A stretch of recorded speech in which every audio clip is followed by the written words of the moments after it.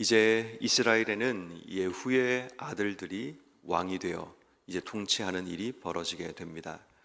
하나님께서는 예후에게 4대가 그의 후손을 통해서 왕의 자리에 오른다는 약속의 말씀을 주시게 됩니다. 어떻게 보면 한정적인 제한된 4대가 왕위에 오를 수 있는 기회가 주어졌지만 어떤 의미에서 그가 그 자리에서 최선을 다하고 또 하나님 보시기에 옳은 길을 걸어가게 되면 그 4대가 40년도 될 수 있고 더 큰 하나님 복과 은혜를 누릴 수 있게 되는 겁니다.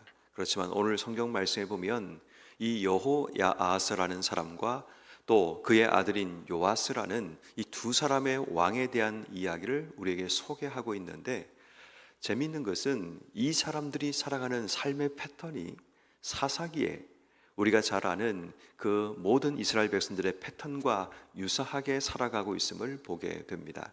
오늘 성경 말씀인 2절 말씀에 보면 여호와 보시기에 악을 행하여 이스라엘을 범죄하게 한 여로보암의 죄를 따라가고 거기서 떠나지 않습니다.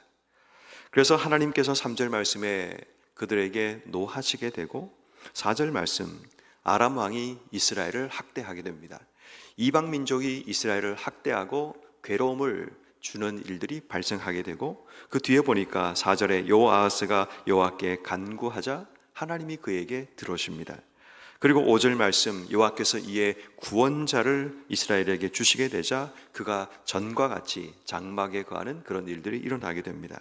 근데 6절 말씀에 보면 그들이 이스라엘에게 범죄한 여로보암의 집에 죄를 떠나지 않고 그 안에서 행하고 아세라 목상을 따로 섬기는 그런 일들을 하게 됩니다.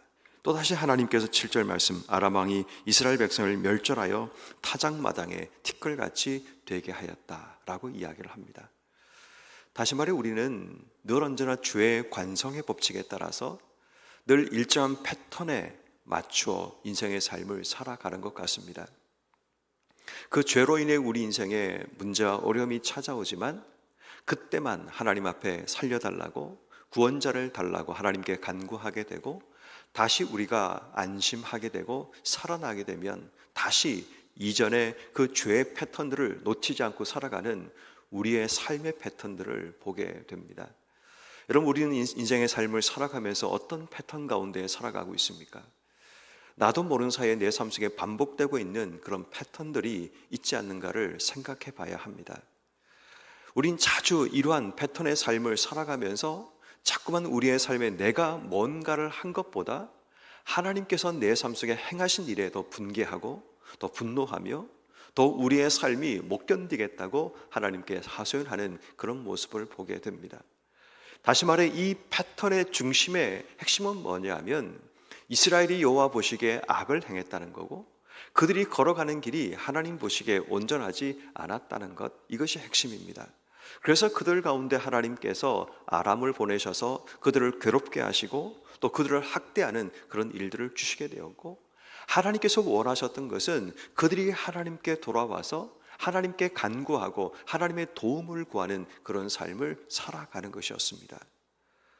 결국 이 이스라엘 가운데 일어나고 있는 이 패턴들이 결국 점점 이스라엘의 삶을 약화시키게 되고 왕에 올랐다가 왕에서 이제 죽게 되고 또 그 다음 자녀들이 왕이 되지만 점점 그들의 삶의 모습은 약화되는 그런 모습을 보게 됩니다.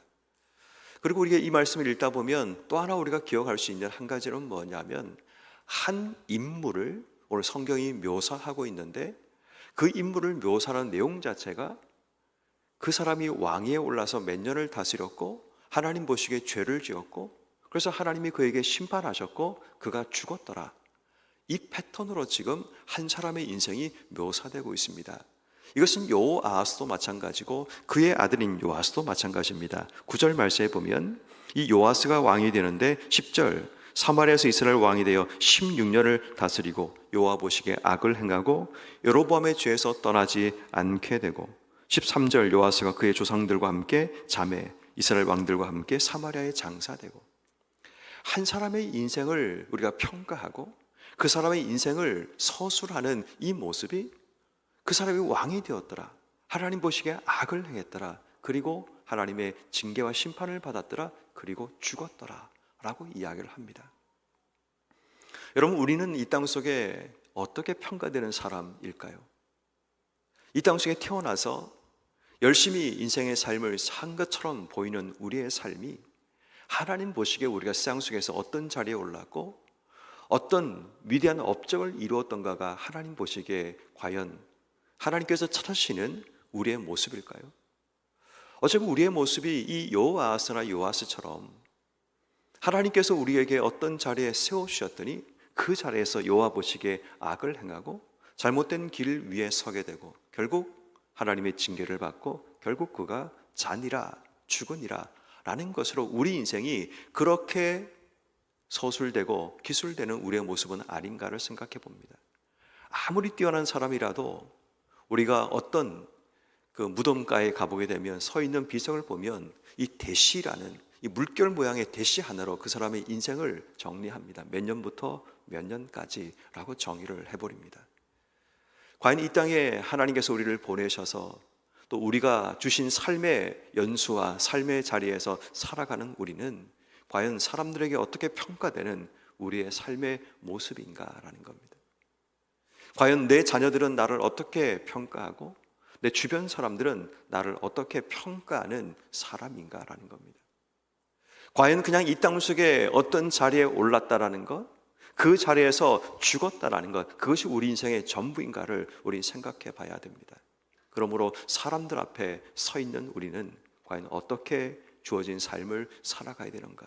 그렇다면 또 하나의 우리가 던져야 될 질문은 하나님 보시기에 우리는 어떤 모습의 사람인가도 돌아봐야 됩니다. 오늘 성경에 나오는 여호야아하스 같은 사람이나 요아스 모두가 동일하게 여호와 보시기에 악을 행했다라고 이야기를 합니다. 여호와 보시기에 악을 행하며 살았던 이들의 삶이 마치 유전처럼 여호아하스가 그렇게 여호와 보시기에 악을 행했는데 그의 아들 요아스도 동일하게 여호와 보시기에 악을 행하고 또 그의 아들도 동일하게 여호와 보시기에 악을 행하는 이 죄의 패턴이 계속 그들의 삶 속에 이어지고 있는 모습을 보게 됩니다. 저는 이 말씀을 읽으면서 생겨났던 두려움은 그거였습니다. 혹시 내가 하나님 보시기에 악을 행하고 또 내가 하나님 보시기에 옳지 못한 이 삶의 모습이 내 자녀들의 삶에 유전되는 것은 아닌가? 자연스럽게 그들의 삶 속에 계승되는 것은 아닌가를 생각해 보게 됩니다. 근데 왜 이들이 여호와 보시기에 악을 행했을까요? 오늘 성경은 분명한 답을 제시합니다. 그들의 길이 틀렸기 때문입니다. 여로보암의 느바세 아들 여로보암의 길을 그들이 걸어갔기 때문에 결국 여호와 보시기에 악을 행하는 삶을 반복하고 있었다는 것을 이야기합니다. 그렇다면 여러분, 우리는 우리 자신에게 질문해야 됩니다. 지금 나는 어떤 길 위에 서 있는가라는 겁니다. 지금 내가 걸어가고 있는 이 길을 내 자녀들에게 물려줘도 될 만한 그 길을 걸어가고 있는가라는 겁니다. 지금 내가 살아왔던 그 인생의 패턴과 내가 걸어가는 그 삶의 길과 또 하나님 보시기에 보여지는 내 삶의 모습이 내 자녀의 삶에도 이렇게 이어질 수 있다면 괜찮은가라는 것을 오늘 우리는 이 새벽에 하나님 앞에 질문해야 합니다. 결국 우리 모두는 주어진 인생이라는 길을 걸어가는 사람입니다. 그 길은 내가 선택할 수 있습니다. 내가 지금 서울에서 부산까지 가야 될 그 길을 가야 될지 아니면 서울에서 광주까지 가는 그 길을 선택해야 될지 우린 고속도로가 있다면 그 고속도로를 선택하게 됩니다. 그 선택한 그 길 위에서 우리는 수없이 많은 일들을 행하며 살아갑니다. 그런데 문제는 그 길이 잘못된 길 위에 들어서게 되면 그 길에서 우리는 내가 원치 않아도 그 길 위에서 하나님께 악을 행하고 하나님께 범죄할 수밖에 없는 인생임을 우리에게 설명하고 있습니다. 그러므로 오늘 이 새벽에 우리가 하나님께 몇 가지 결단과 다짐 또 우리의 각오가 우리에게 필요합니다. 나는 지금 어떤 패턴의 삶을 살고 있는 사람인가를 하나님께 질문해야 됩니다. 혹시 이스라엘 백성들이 걸어갔던 이 사사시대의 패턴처럼 여호와 보시기에 범죄하고 그래서 하나님께서 그들에게 징계하시고 그래서 하나님 앞에 그들이 살려달라고 간구하고 하나님이 구원자를 보내 그들을 살려주었더니 또다시 반복적으로 여호와 보시기에 악을 행하는 이 반복된 패턴이 내 삶 속에 지금도 혹시 구현되는 것은 아닌가를 돌아보며 이렇게 죄의 패턴 속에 서 있는 우리의 모습이면 이 패턴을 하나님이 제거해 주시기를, 또 이 패턴을 하나님이 잘라 주시기를 기도하는 우리가 되어야 됩니다. 또 한 가지는 사람들이 나를 어떻게 기억하고 어떻게 평가할까를 한번 생각해 봐야 합니다. 우리 인생은 죽는 날은 누구도 알지 못합니다. 언젠가 우리 인생 가운데 마지막 종착역에 이르게 될 텐데, 우리의 삶은 현재가 중요해서 언젠가 다가오는 그 시간들을 돌아보지 않습니다. 여러분, 생각하고 우리가 뭔가를 만들어 가는 것과 그냥 아무 생각 없이 만들어 가는 것은 그 흔적이 다르게 되어 있습니다. 길을 걸을 때도 내가 생각해서 바르게 걸으려고 노력하면 그나마 바른 길을 걸어가지만, 아무 생각 없이 걷다 보면 지그재그로 왔다 갔다 하는 그런 일들이 일어나게 됩니다. 우리가 사는 삶에도 마찬가지입니다. 우리가 분명한 목표점을 가지고 그것을 바라보며 걸어갈 때는 그래도 우리가 물론 사람이기에 왔다 갔다 할 수 있지만, 그래도 일정 패턴을 가지고 올바른 바른 길로 설 수 있지만, 아무 생각 없이 사는 대로 인생의 삶을 살다 보면 결국 우리 인생은 삐뚤삐뚤한 인생의 삶을 살 수밖에 없는 겁니다. 그래서 예전에 농사를 지을 때 뭔가를 이제 트랙터를 끌고 가든지 뭔가를 할 때 목표 지점을 세우고 그것을 바라보고 가야지 이 줄이 흔들리지 않는다는 그런 이야기들을 어르신들이 참 많이 하시는 것을 들은 적이 있습니다. 우리 인생도 그렇습니다. 사람들에게 어떻게 평가되는 인생인가를 우리가 한번 준비하고 생각하기 위해서는 지금 내가 가고 있는 이 길이 맞는가를 다시 한번 거듭거듭 돌아보면서 나를 평가하는 사람들의 눈에 나는 어떻게 기억되는 사람인가를 돌아보며 하나님께서 내게 원하시는 그 삶의 흔적들을 내 삶을 통해 드러냄을 통해 나를 기억하는 사람들이 하나님과 나를 연결시켜 생활할 수 있는 그런 사람으로 준비되는 우리가 되어야 합니다. 더 중요한 것은 하나님 보시기에 나는 어떻게 살아가고 있는가를 돌아봐야 합니다.